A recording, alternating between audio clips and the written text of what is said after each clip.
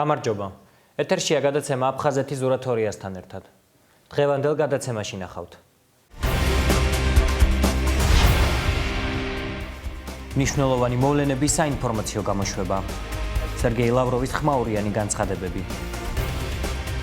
მერაბ კოკოჩაშვილი რუბრიკაში მიამბე აფხაზეთზე. მნიშვნელოვანი მოვლენების საინფორმაციო გამოშვება.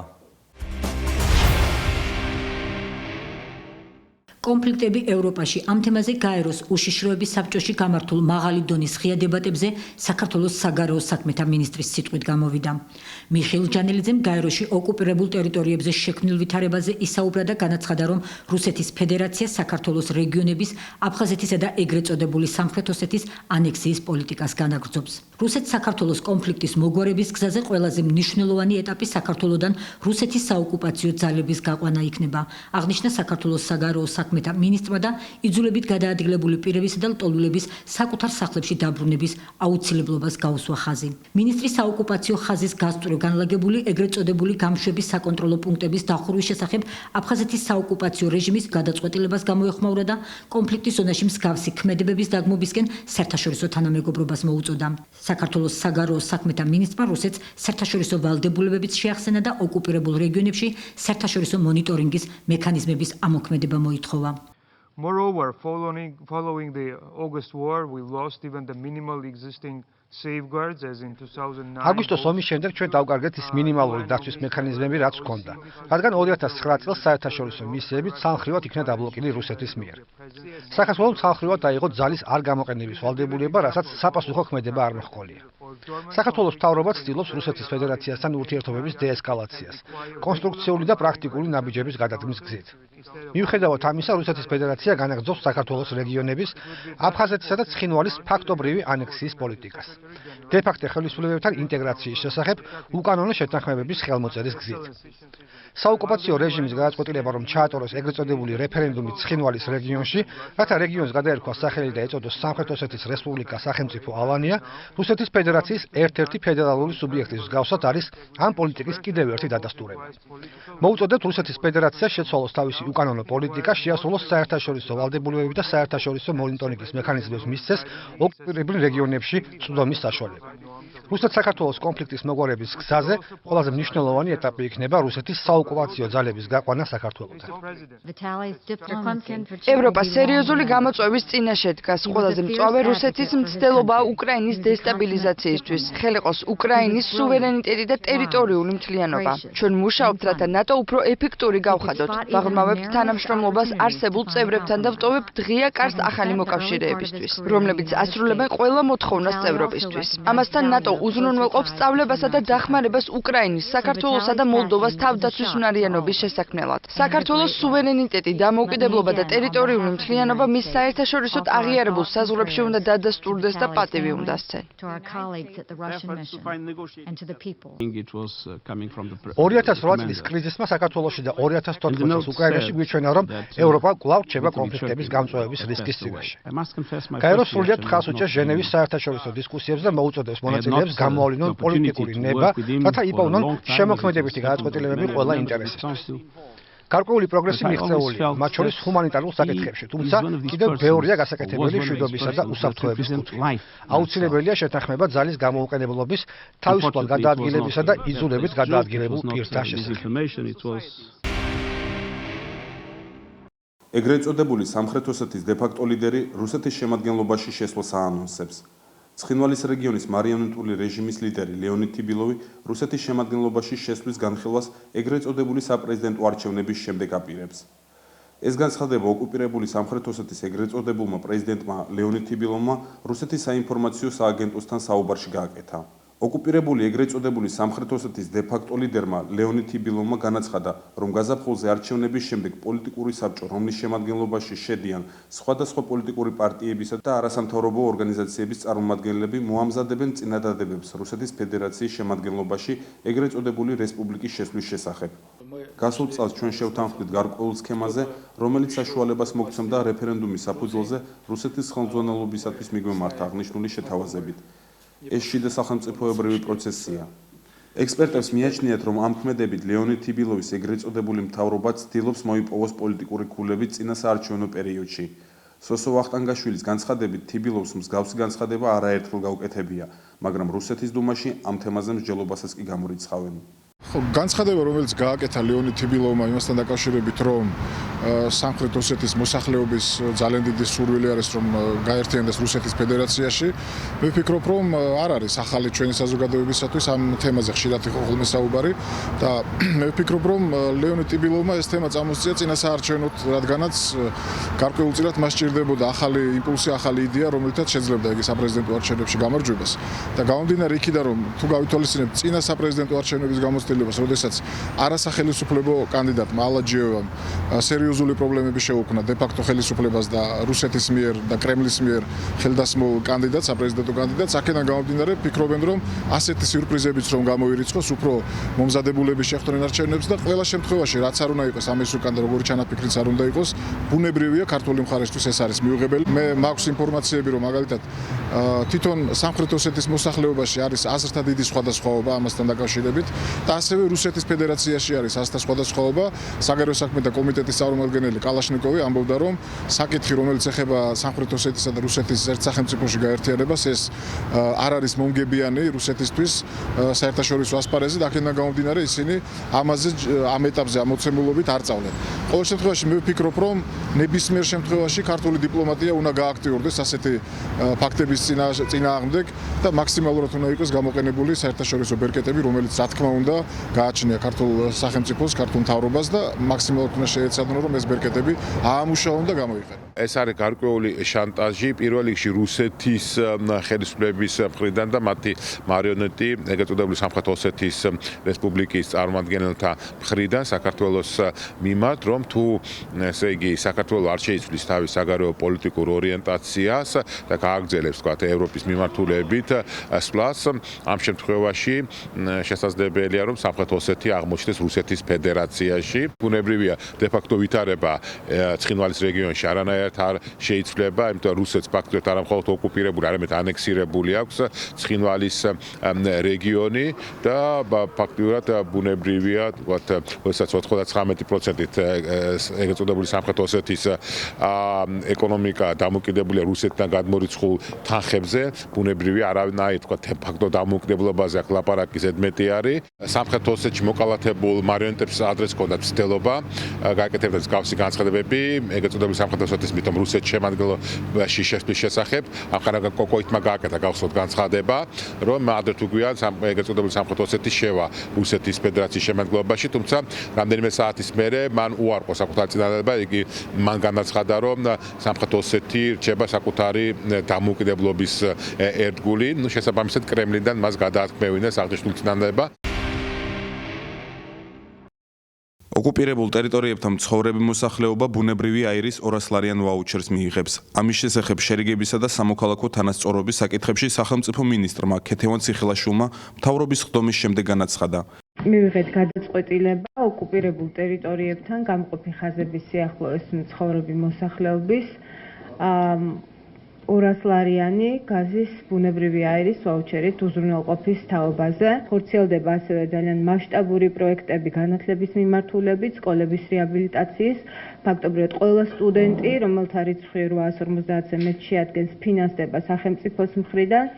სერიოზული სამუშაოები გატარდა წყალით მომარაგების მიმართულებითაც და მომავალში ჩვენ გავაგრძელებთ ამ პრიორიტეტის სიკვდილ მუშაობას. ინციდენტების პრევენციისა და მასზე რეაგირების მექანიზმის ფარგლებში გალში გამართული შეხვედრა კონკრეტული შედეგის გარეშე დასრულდა. საქართველოს ცენტრალური ხელისუფლების წარმომადგენლებმა შეხვედრის მონაწილეებთან ერთად ბოლო პერიოდში დაფიქსირებული მნიშვნელოვანი ინციდენტები განიხილეს. კიდევ ერთხელ დააყენეს 2016 წლის 19 მაისს ზუგდიდის რაიონის სოფელ ხურჩაში საქართველოს მოქალაქის გიგა ოთხოზორიას მკვლელობის საკითხი და ბრალდებული პირის რაშიდ ქანჯიოღლის დაკავების აუცილებლობაზე ისაუბრეს. შეხვედრაზე განსაკუთრებული ყურადღება დაეთმო გიორგი ლუკავას საკითხს.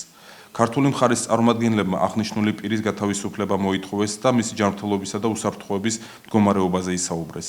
საუბარი ასევე შეეხო საოკუპაციო ხაზზე ეგრეთ წოდებული გამშვები პუნქტების დახურვის საკითხს. ცენტრალური ხელისუფლების წარმომადგენლებმა მონაწილეებთან მკაფიოდ დააფიქსირეს, რომ ნებისმიერი ტიპის აკრძალვა შეზღუდავს ადგილობრივების ფუნდამენტურ უფლებებს და გაართულებს მათ ყოველდღიურ ყოფა-ცხოვრებას. შეხვედრაზე ვისაუბრეთ რამდენიმე მნიშვნელოვან საკითხთან დაკავშირებით. განსაკუთრებული ყურადღება დაეთმო საქართველოს მოქალაქის გიორგი ლუკავას გათავისუფლების საკითხს. ცენტრალური ხელისუფლების წარმომადგენლებმა შეხვედრის მონაწილეებთან მკაფიოდ დააფიქსირეს, რომ აუცილებელია გიორგი ლუკავას გათავისუფლება უმოკლეს ვადაში. გარდა ამისა, ჩვენ მოვიკითხეთ მისი ჯანმრთელობის და უსაფრთხოების მდგომარეობა, დე-ფაქტო ხელისუფლების განცხადებით დაფიქსირებული იქნა, რომ გიორგი ლუკავას ჯანმრთელობის და უსაფრთხოების მდგომარეობას ამჟამად საფრთხე არ ემუქრება. სხვა თემებთან დაკავშირებით ჩვენ შევეხეთ ასევე 2016 წლის 19 მაისს სოფელ ხურჩაში მოკლული საქართველოს მოქალაქის გიგა ოთხოზორიას საქმეს. ცენტრალური ხელისუფლების მკაფიო და პრინციპული პოზიცირება, რომ უნდა მოხდეს ამ საქმეში ამ მკვლელობაში ბრალდებული პირის კანჯიოღლის დაკავება. გარდა ამისა ვისაუბრეთ ჩვენ იმ საკითხზე, რომელიც უკავშირდება საოკუპაციო ზოლზე და მის მიმდებარე ტერიტორიაზე ეგრეთ წოდებული გამშვები პუნქტების სამომავლო დახურვასთან დაკავშირებით.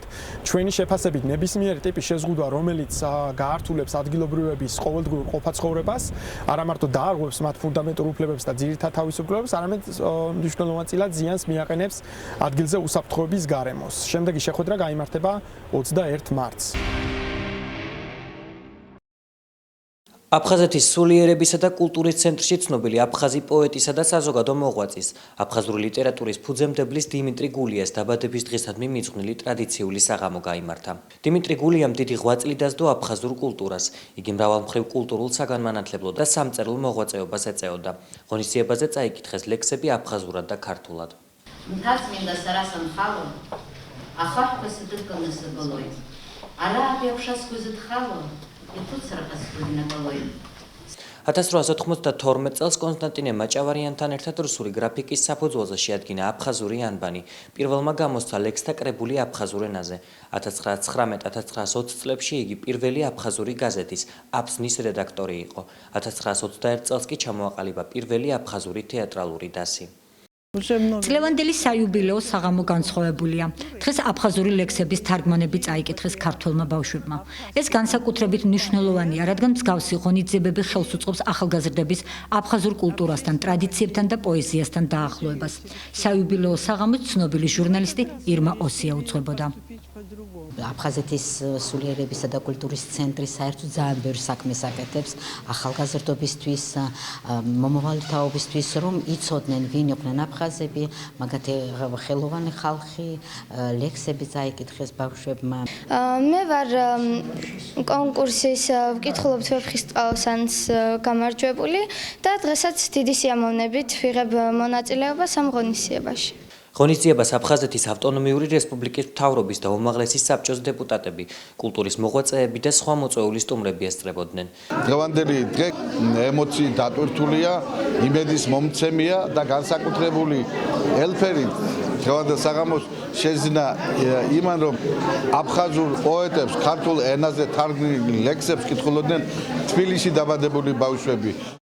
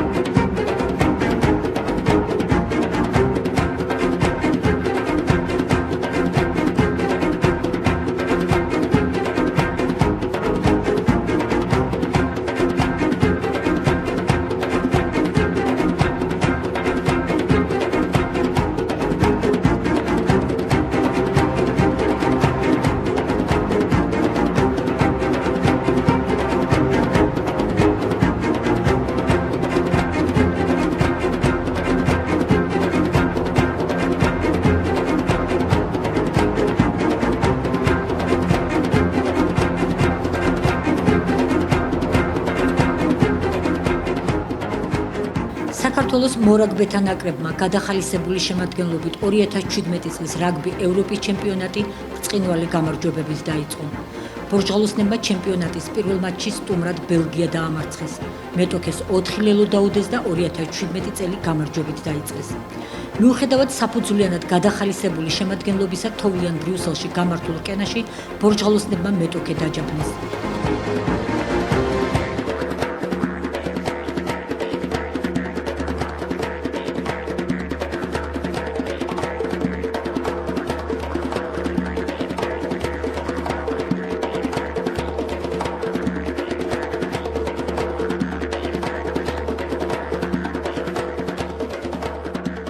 ბელგიელების დამარცხების შემდეგ სანახაობრივი მატჩი ჩაატარეს გერმანელ მორაგბეთა ნაკრებთან.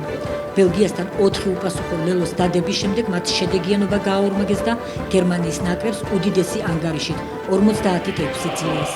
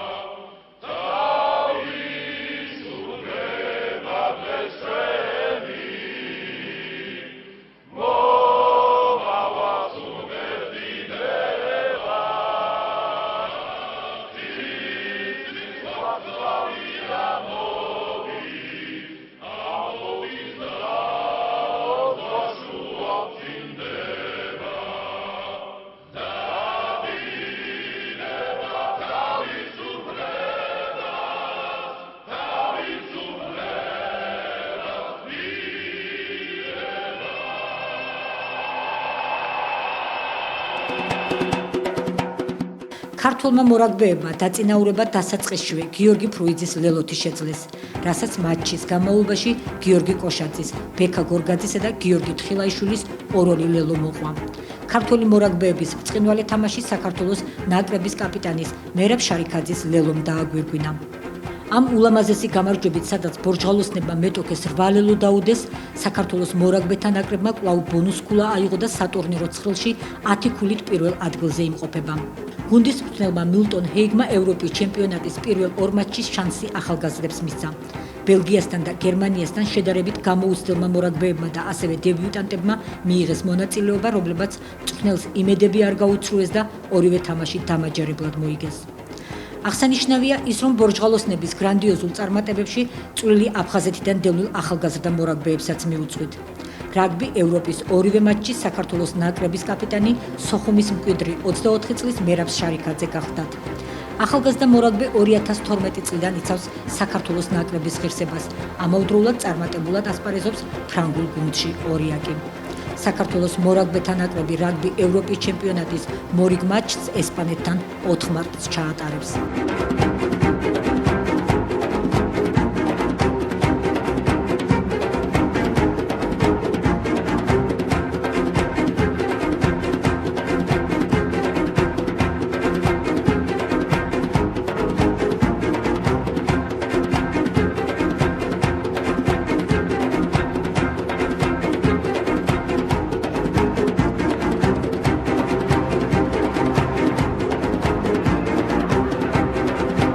მოუგეთ გუნდი ავართულ პავლოვიძე ყველაშვილს გადააწოდა და მივიწევთ წინ კიდევ ერთი ფთაზე გადაცემა შარიქაძე მიიწევს წინ შიგნით წამოვიდა ნახოთ მოახერხებს თუ არა იგი ლელოს დადებას მე მგონი ვეღარავის შეუსლის ხელს ზუსტად ძელებს შორის დაამიწამ ამ გუნდში ავარდა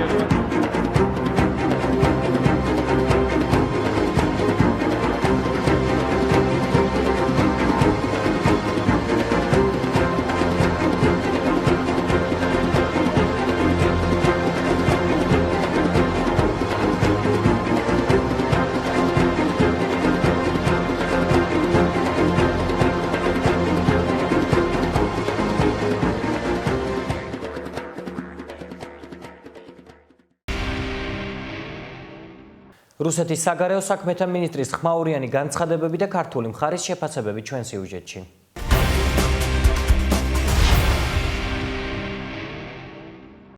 მოსკოვის საქართველოსთან მიმართებაში მორიგ სკანდალურ განცხადებებს აკეთებს ახლა უკვე მიუნხენიდან. რუსეთის საგარეო საქმეთა მინისტრი სერგეი ლავროვი მიუნხენის საერთაშორისო კონფერენციაზე საქართველოსთან მიმართებაში ერთდროულად რამდენიმე თემაზე საუბრობს. რუსი დიპლომატი 2008 წლის რუსეთის საქართველოს ომის დაწყებაში ქართულ მხარეს ადანაშაულებს.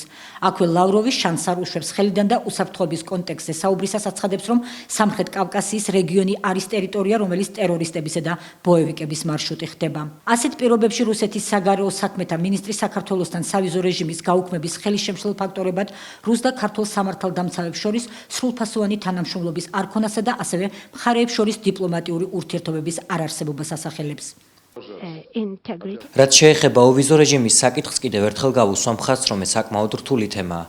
ის დაკავშირებულია არა მარტო დიპლომატიური ურთიერთობების არქონასთან, ეს ასევე დაკავშირებულია უსაფრთხოების უზრუნველყოფასთან იმ პირობებში, როდესაც არა მარტო ცენტრალური აზია, არამედ სამხრეთ კავკასიის რეგიონი ხდება მარშრუტი, რომლის გამოყენებასაც აქტიურად ცდილობენ ბოევიკები, ექსტრემისტები, ტერორისტები და ნარკომოვაჭრეები.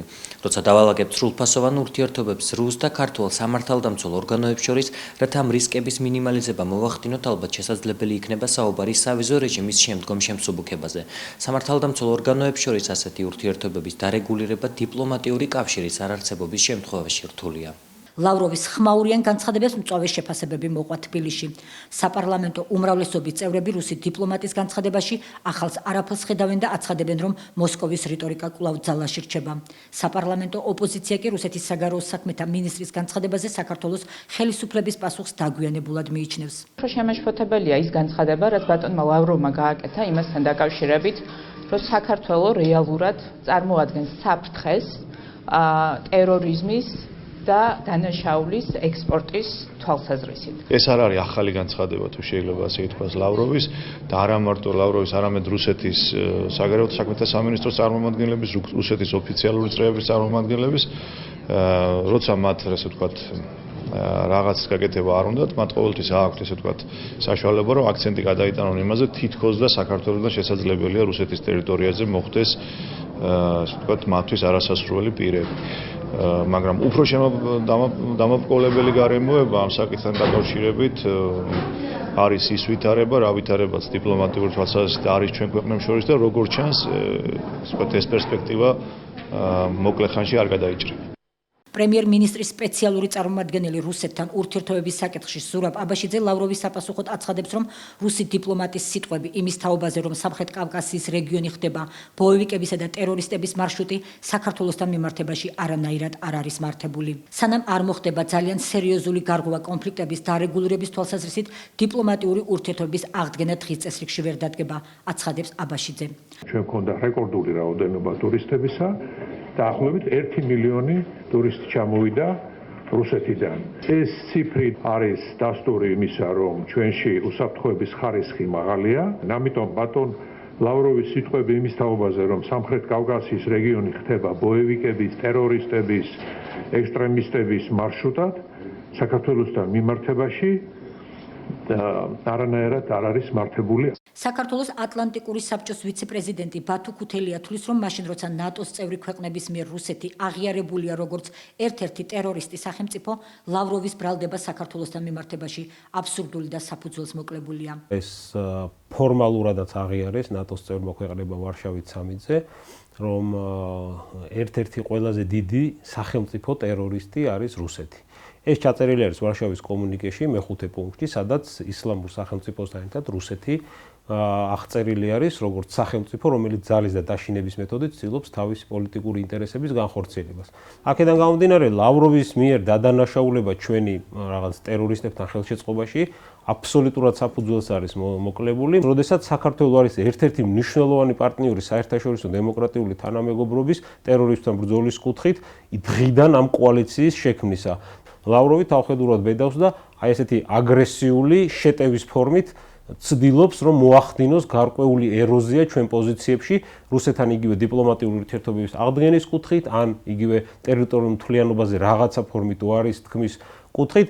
ეს არის მათი მცდელობა გატესტონ ჩვენი რეაგირება და ბუნებრივია ამაზე პირველ რიგში ჩვენი პასუხი, საზოგადოების პასუხი უნდა იყოს ძალიან მკაფიო, თუმცა პარალელურად ბუნებრივია საჭირო არის მთელი საერთაშორისო თანამეგობრობის კონსოლიდაცია და არა მარტო ჩვენი მთავრობის პასუხი, არამედ ამაზე უნდა იყოს ყველა საერთაშორისო ორგანიზაციის, რომელიც ამ საკითხებით არის დაკავებული, მკვეთრი პასუხი რუსეთის მიმართ, ასევე ჩვენი პარტნიორების ღია ფორმალურ ფორმატში თუ არაფორმალური კომუნიკაციის შედეგად რუსეთისთვის პირდაპირ მინიშნება, რომ მათი ასეთი პოზიცია არის აბსოლუტურად მიუღებელი და პირიქით საქართველოს პოზიციები ევროპულ და ევროატლანტიკურ ინტეგრაციასთან მიმართებაში არის ძალიან მყარი, ამას უმადგრებს საზოგადოება მხარს და ეს არის ის პრიორიტეტი, რომელიც არ გადაიხედება.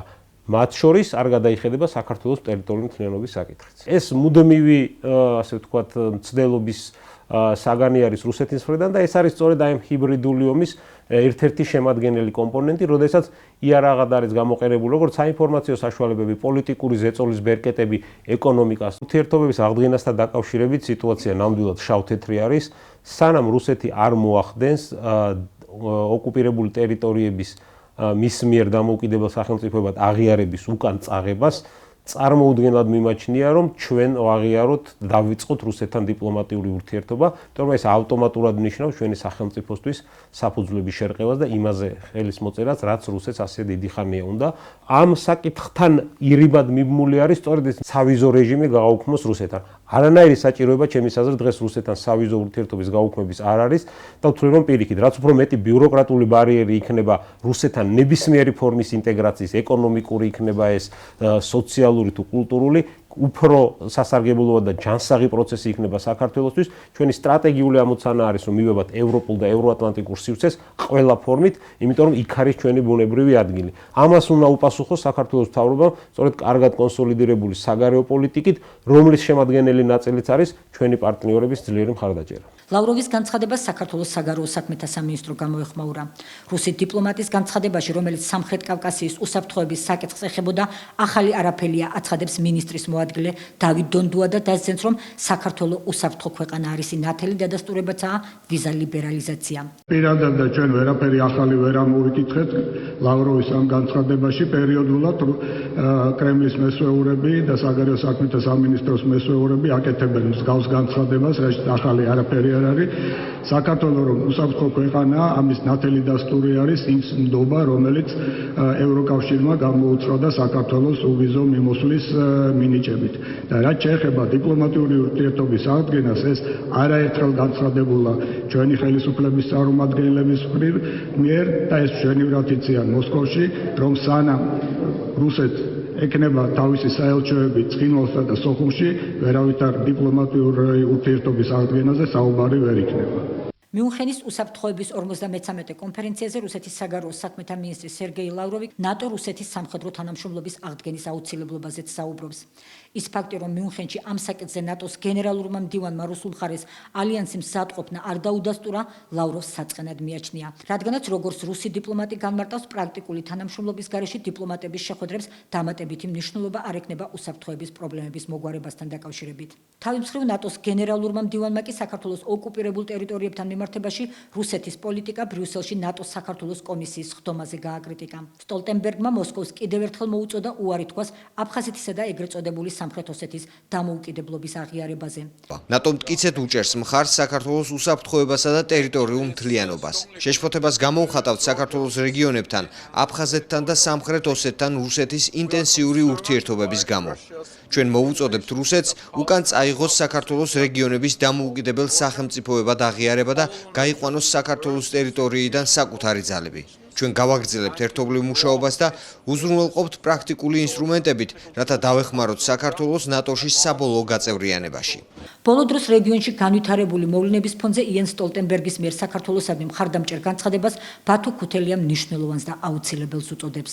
ეს პრინციპულად მნიშვნელოვანი იყო, როდესაც მცდელობა არის ახალი, ასე ვთქვათ, გავლენის სფეროების მოხაზვისა ევროპაში რუსეთის მხრიდან, როდესაც რუსეთი მთელი თავის პროპაგანდისტული მანქანით ცდილობს უკვე ყირიმის ანექსიას შეაგუოს ცივილიზებული დემოკრატიული სამყარო, ამ დროს, როდესაც სანქციების მთავარი განპირობებელი არის ყირიმი და უკრაინის ტერიტორიის ანექსია რუსეთის მხრიდან, პარალელურად ჩვენი პრობლემების ამ კონტექსტში მიბმა და აღიარების უკან წაღება არის ძალიან მნიშვნელოვანი გზავნილი კომპონენტი იმისთვის, რომ რუსეთმა არ ცადოს ან მიიღოს მწვავე პასუხი ნებისმიერი ფორმით საზღვრების გადახედვის მცდელობაზე ევროპაში.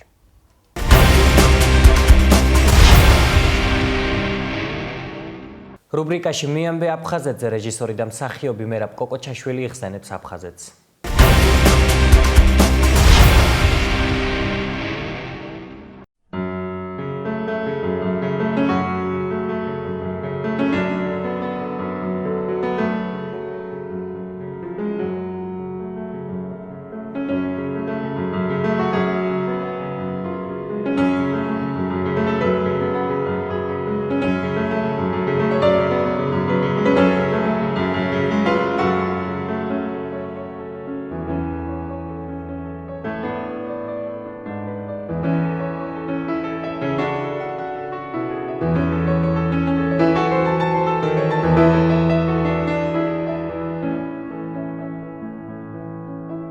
ჩემი წინაპრები დედის მხრიდან ჭავჭავაძეები ძალიან ახლონი იყვნენ აფხაზებთან, აფხაზეთის მოსახლეობასთან და აფხაზეთის მთავრებთან. ისტორიულად არის ეს ურთიერთობები შორეულ დროში დაწყებული და შარვაშიძეები ნათესავებიც კი იყვნენ ჩვენი, ხო. მათთან ურთიერთობის შესახებ სულ მუდამ იყო საუბრები ჩვენთან სახლში. და ეს საუბრები იყო და რაც შეეხება უკვე თვით ურთიერთობას, როდესაც მე ჯერ კიდე ასისტენტი ვიყავი, ინსტიტუტში ვსწავლობდი და პირველი ფილმი, რომელზედაც მე მომიწია მუშაობა, როგორც ასისტენტს თანაშემწეს რეჟისორისას, იყო სწორედ აფხაზეთში გადაღებული. ჩემი აფხაზეთი, ასე ერქვა, ეს დოკუმენტური ფილმი იყო, მაშინ დამწყები რეჟისორის გენადი წულაიას. გენო წულაია სოხუმელი იყო, სოხუმიდან იყო. მისი მეუღლე ნელი ნენოვა ასევე შესანიშნავი რეჟისორი და ისინი უკვე ქართულ ფილმში დიდხანს მუშაობდნენ და ძალიან სერიოზული და კარგი კვალი გაავლეს. ფილმი სწორედ სოხუმში და მთლიანად აფხაზეთში იყო გადაღებული. მაშინ იყო რომ რიწაზეც ვიყავი და ბიჭვინთაშიც, გაგრაშიც და ასე შემდეგ და ასე შემდეგ, იმიტომ რომ ეს აფხაზეთზე იყო ფილმი. ოთარ კობერიძე იყო ერთ-ერთი ამ ფილმის წამყვანი და მთხრობელი. მაშინ სოხუმის თეატრში მუშაობდა. შესანიშნავი თეატრი იყო, იცით, როგორც აფხაზური დასი, ისე ქართული დასი. და აი შემდეგი ფილმი უკვე ჩემი ასე ვთქვათ ერთ-ერთი პირველი ფილმი გადაღებული ქართულ ფილმში ისევ სოხუმის თეატრთან იყო დაკავშირებული, იმიტომ რომ შესანიშნავი მსახიობი მიხეილ ჩუბინიძე იმ თეატრში იყო და ის აი ფილმი მიხა იყო, რომელსაც მე ვიღებდი და იქ ჩუბინიძე თამაშობდა ერთ-ერთ მთავარ როლს. შესანიშნავად შეასრულა სხვა შორის. შინგლიანებო არაფერი, მამი. აი, მიხა ქალაქიდან ამოვიდა და ამბები ამაიტანა.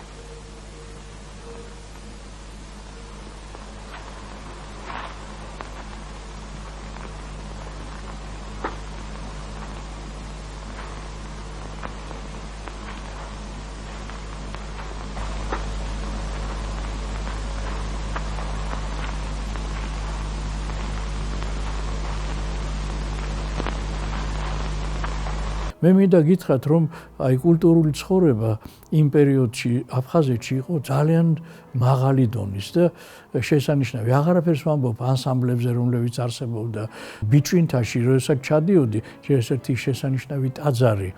მე არაჩვეულებრივი ფესტივალები იცით, რომლებიც ტარდებოდა ბიჭვინთაში. მე მახსოვს ლიანა ისაკაძის შესანიშნავი მუსიკალური ფესტივალები, ბიჭვინთის ფესტივალები. როდესაც მაშინ ჩავდიოდი ჩვენ, თუნდაც დასასვენებლად არა, პარალელურად ხდებოდა უზარმაზარი კულტურული, ასე ვთქვათ, გაცვლა და გაცნობა იმ მიწის, იმ ხალხის, მათი კულტურის, მათთან ურთიერთობის. შესანიშნავი ხალხური ანსამბლები, აფხაზური სიმღერების, ვისთანაც ჩვენ სულ გვიხდება ურთიერთობა და მათ კონცერტებზე ყოფნა, იმიტომ რომ თითქმის ყოველ საღამოს თან ისვენებდი, შესანიშნავი დასვენებელი იყო ბიჭვინთა მოიხსენებათ, გაგრა, ბიჭვინთა, ყველა ეს კურორტები და საღამოობით არაჩვეულებრივი კონცერტები.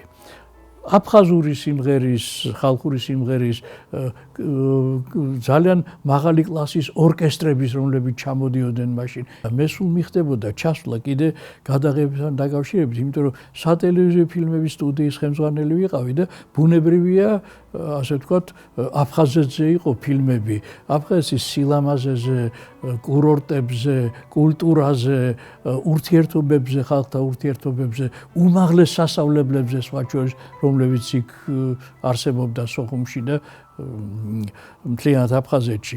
და აქედან გამომდინარე, ტელეფილმების სტუდიაში ძალიან ხშირად იყო ხოლმე აფხაზეთის თემატიკა.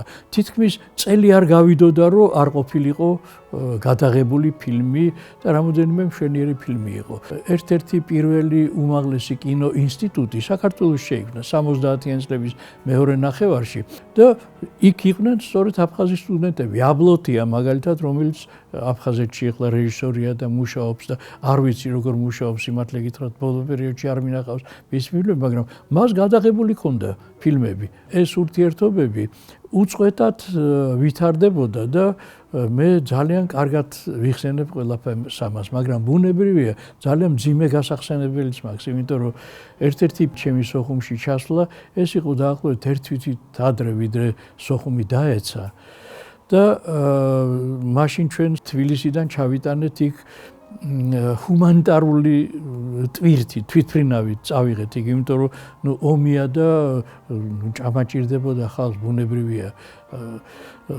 მაშინ ვიყავით, სწორედ ხელოვნების ხალხი ვიყავით, ის ელდარ შენგელაია, ბუბა კიკაბიძე, ოთარ მეღვინეთუხუცესი, მე და აი ის დღეები უმძიმესი იყო ჩემთვის.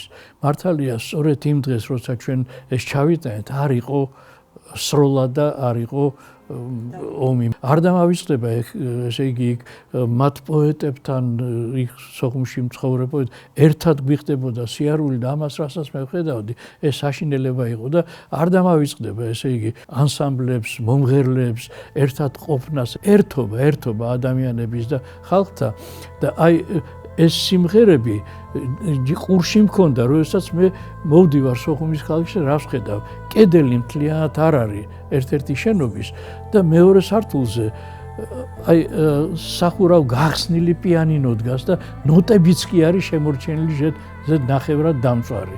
აი ესეთი ის იყო ერთ-ერთი უკანასკნელი ჩემი შეგრძნება, საშინელი შეგრძნება იყო ესეთი, როდესაც სოხუმიდან ბრუნდებოდი.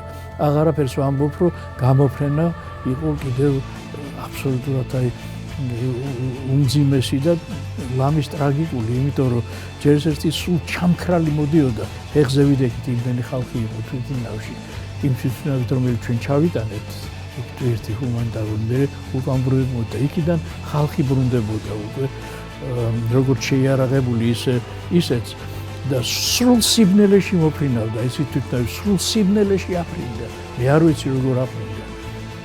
იმდენი ხალხი იყო, როდესაც დაждდა თბილისში თვითმფრინავი, მე ვიგზენ რომ კი არ დაეშვა, დაეხეთქა მიწას. ისეთი დამძიმებული იყო ხალხი და როდესაც ჩამოვედი თვითმფრინავიდან, ხედავ რომ ბორბლები კი არ არის, უკვე რეზინის საბურავები აღარ იყო. სუნთლიანად აი დაშლილი დაწვეთილი იყო. როგორ ჩამოვფრინით არც კი ვიცი. უკან ავბრუნდი მე თვითმფრინავში და ფრინავები, აი გაყინულები ისხდნენ, ციტეთობა მათ ყველაზე კარგად იცოდნენ, რომ ამ ვიღურებთან არა. და არც კი მოუხედიათ, მე მადლობა უთხარი და უკან ჩამოვედი ესე.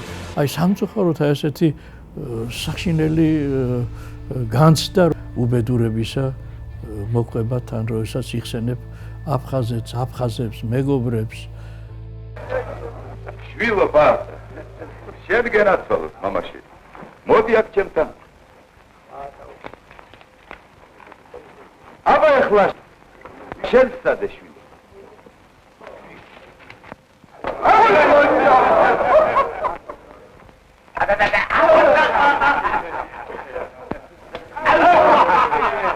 შენ გენაცვალოთ, მამაშენი, შენ აქ. შენ გენაცვალოთ, შენ აქ.